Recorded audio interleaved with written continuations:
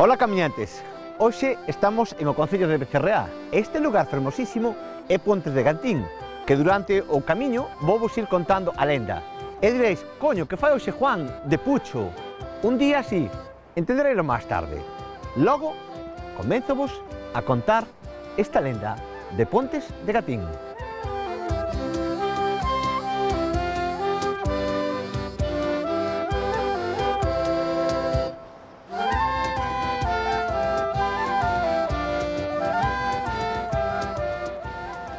Fai moitísimos anos, conta a lenda, que había un asolagamiento moito máis grande que hoxe, e mira que hoxe leva auga este río, e non tiñan forma de pasar.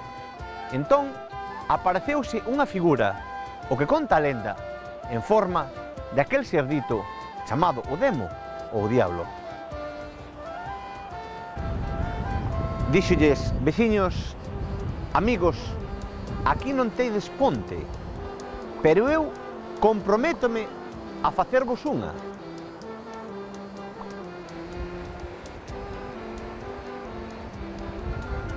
Entendedes agora por que veño sin bastón e traigo puxeño? Pois por eso, porque hai neve que é precioso. Sigamos contando a historia esa de Pontes de Gatín. Pois entonces, o Diablo díxolles que si o primeiro ser vivo que nacera, lle daban a él, á sombra da luna, que lles construiría unhas pontes.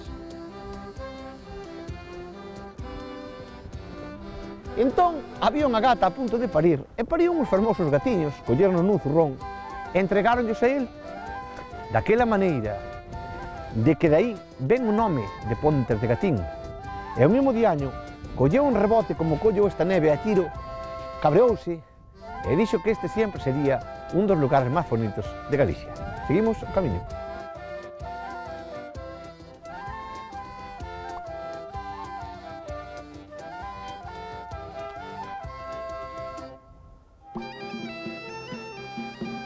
Camiñantes, despois de contaros esta lenda e ver efectivamente a neve, con un frío destes gloriosos, aí as terras dos Ancares, porque este é os Ancares, e como non aquí debaixo, que non se ve, pois, polos árboles Becerreá, dous as gracias por estar un día máis con nós. E o que vos digo sempre, son repetitivo, moitas gracias por estar con nós, e vémonos sempre que te queiras no seguinte camiño.